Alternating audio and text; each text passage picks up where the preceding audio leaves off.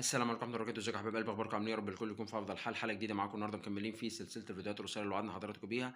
هنتكلم النهارده في حلقة جديدة، نسأل الحلقة بآية من كتاب الله. معانا النهارده الآية في سورة غافر، من أول الآية 55. ربنا عز وجل بيقول: فاصبر إن وعد الله حق واستغفر لذنبك وسبح بحمد ربك بالعشي والإبكار. إن الذين يجادلون في آيات الله بغير سلطان أتاهم إن في صدورهم إلا كبر ما هم ببالغيه فاستعذ بالله إنه هو السميع البصير.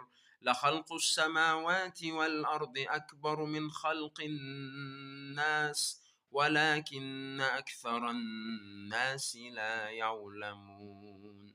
دي كانت آيات النهارده. ندخل في حلقة النهارده عشان الدقايق ما تجريش بينا.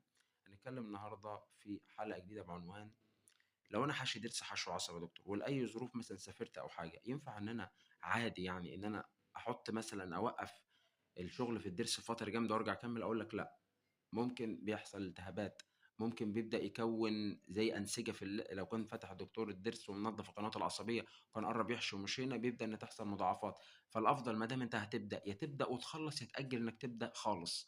مش حاجات إن أنا أبدأ وأروح مثلا أسيب شهر لأي مثلا ظروف ورايا أو حاجة معينة، مثلا مسافر أو ورايا حاجة أو مشوار، أو واحد يقول لك ده أنا ورايا فرح مش عارف واحد قريب أو كده، أسيبه بعد ما أكون بدأت وأروح. لا، من الأول يا هتبدأ وتخلصه، يا إما اركنه بعد ما تخلص الحاجات اللي وراك وبعد كده إيه تكملها، عشان ما يحصلكش مضاعفات وفي الاخر تضطر انك انت ايه، ممكن انت تزهق من الوقت وتروح تقول للدكتور اللي اخلع على الضرس. في ناس بعد فتره تبدا ان هي ايه، تزهق من حكايه انها رايحه جايه على دكتور السنان، ممكن 5 6 جلسات على فترات بسبب مثلا يكون مثلا الدكتور كان وراه حاجه وهو وراه حاجه.